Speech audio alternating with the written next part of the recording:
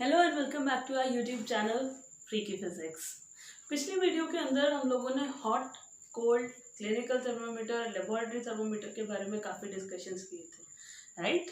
और पिछली बार हम लोगों ने एक चीज़ कही थी कि अब हम बताएंगे कि why mercury and alcohol is preferred over other metals for using them to measure the temperature in a thermometer, right. तो चलो आज का डिस्कशन यही करते हैं कि why mercury and alcohol in thermometer। ठीक है, अल्कोहल और मर्क्यूरी यूज करने की क्या जरूरत है थर्मोमीटर में। तो हमारा पहला जो उम्मीदवार था वो था आयरन, कॉपर, ठीक है, एल्यूमिनियम और वाटर, इनको रखा गया था।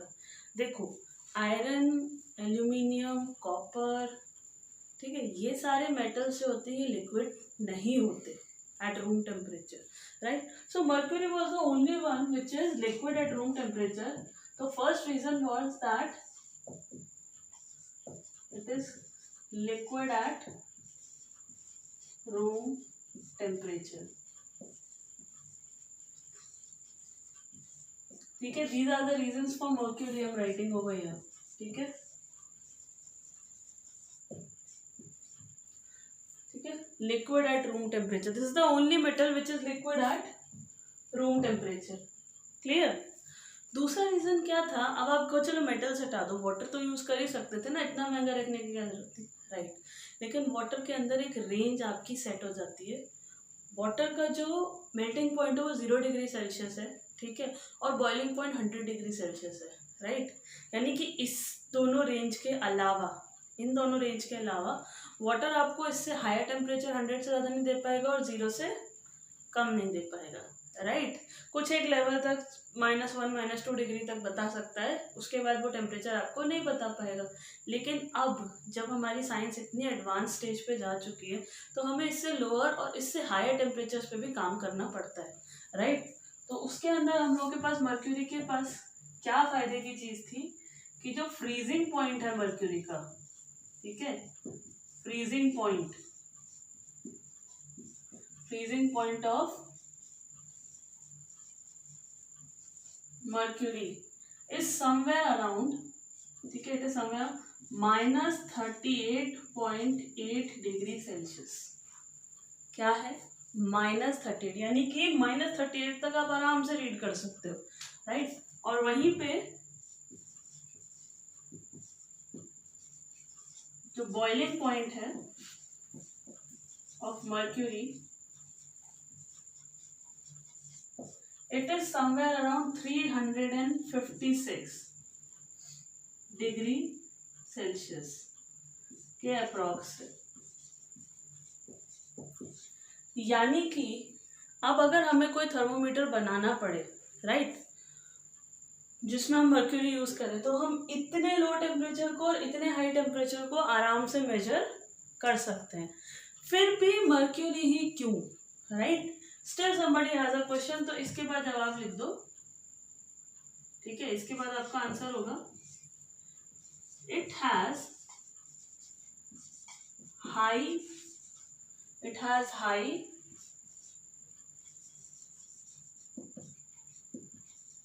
High coefficient of expansion.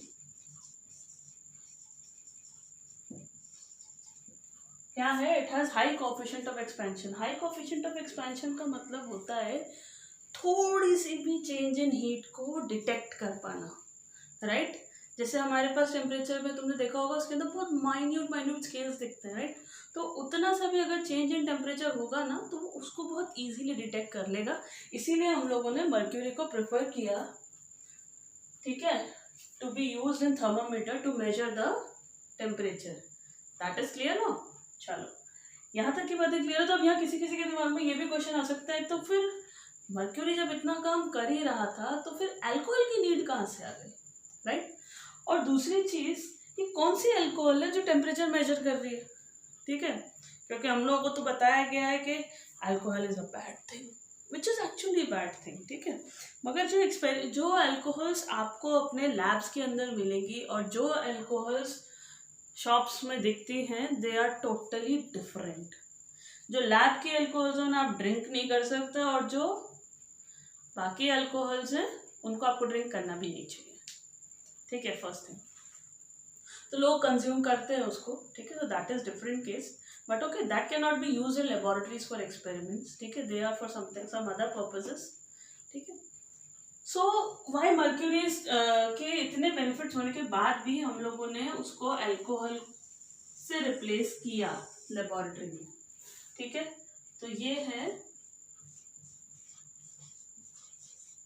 Alcohol. सबसे पहले तो वो कौन सा अल्कोहल है जो यूज होता है थर्मोमीटर्स के अंदर टू मेजर द टेम्परेचर? तो वो होता है आपके पास प्योर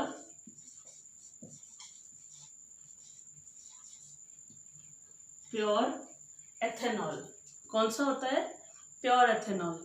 अच्छा, अगर आपको कोई ऐसी जगह जाना पड़े जहां आपको, या फिर कोई ऐसा लिक्विड मिले जिसका टेम्परेचर -38 से कम हो, अगर आपको ऐसे लिक्विड का टेम्परेचर मेजर करना पड़े, क्या करोगे?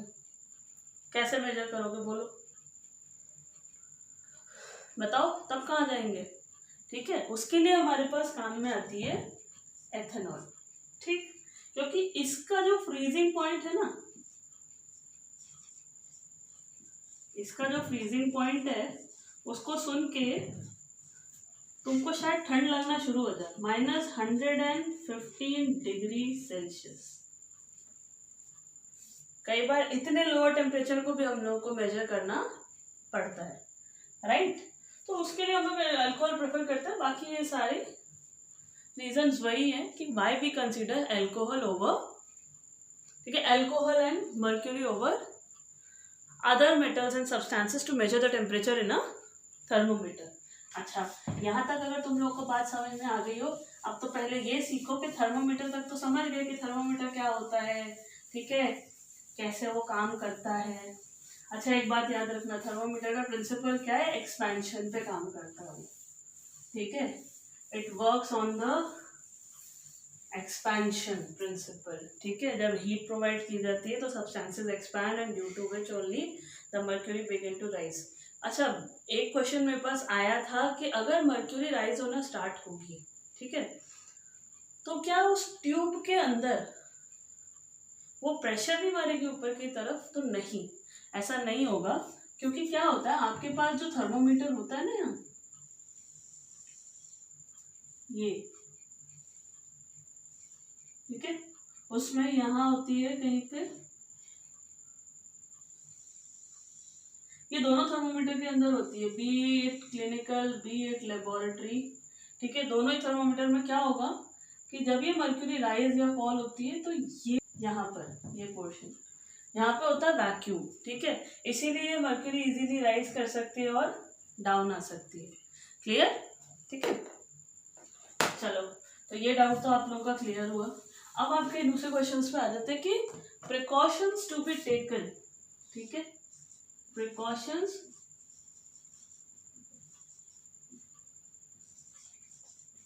while using a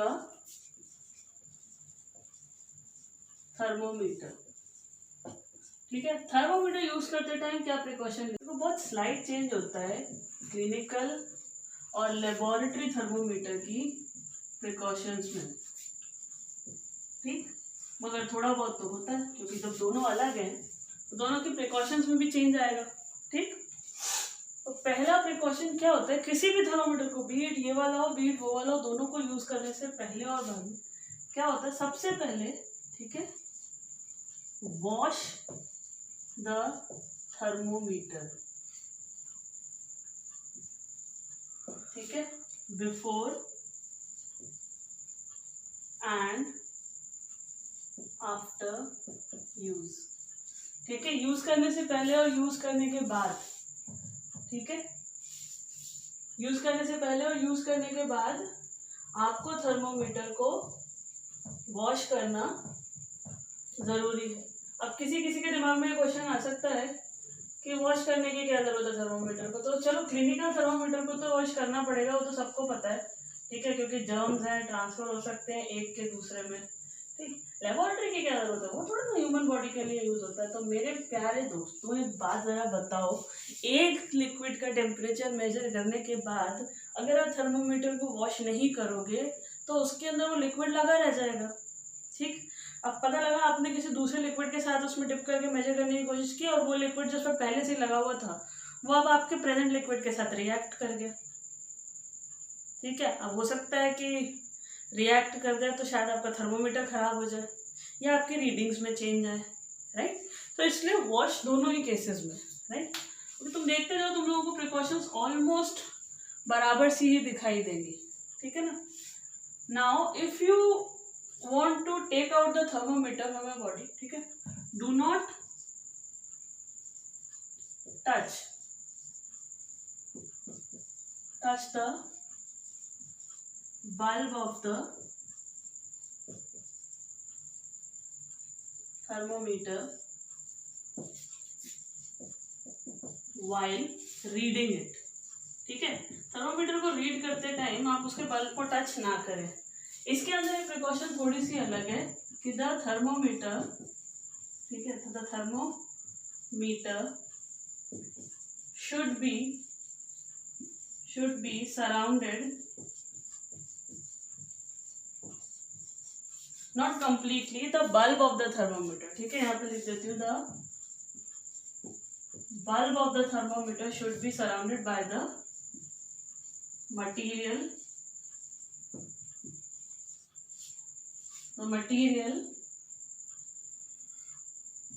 for accurate measurement।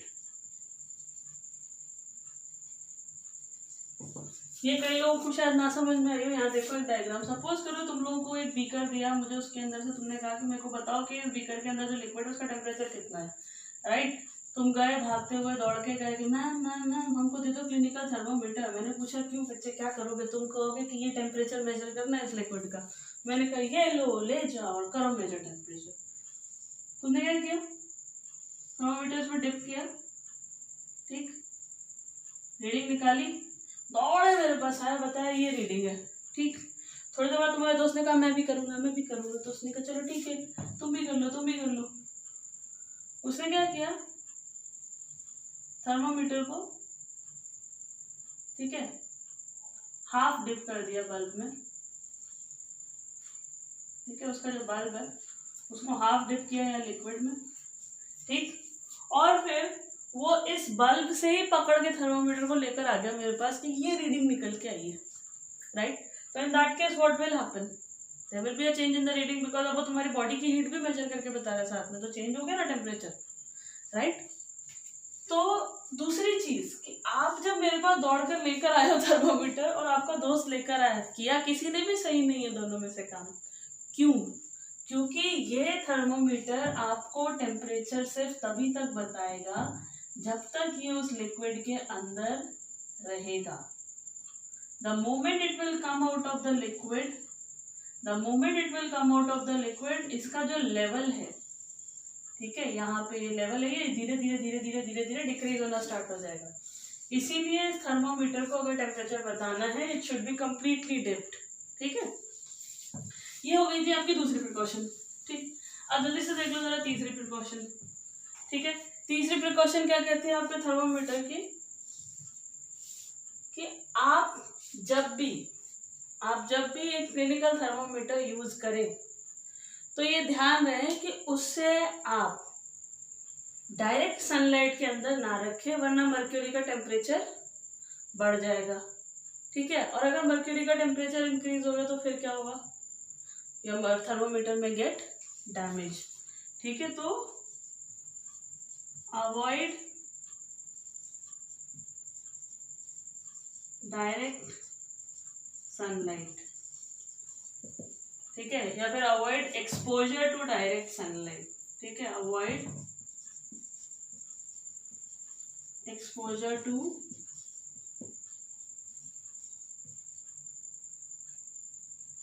Direct sunlight, ये दोनों केसेस में है, इसके साथ भी यही करना है। You have to avoid exposure to direct sunlight. ठीक है। Now when you have measured the temperature, इसमें उसकी जरूरत नहीं पड़ती, मगर यहाँ पर होता है कि when you have measured the temperature, ठीक है, give a jerk to the thermometer so that the mercury can flow back to the bulb of the thermometer. ठीक, after reading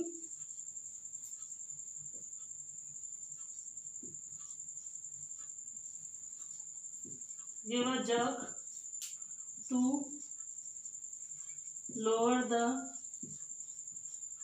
level of mercury. ठीक है, ये इसके अंदर नहीं करना पड़ता। ठीक, इसके अंदर ऐसा कुछ नहीं करना पड़ता, गिव अ jerk।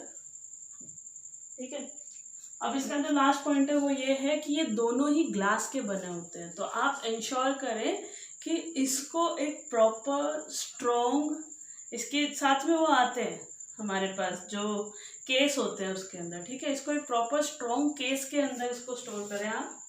ठीक है, store in a proper case.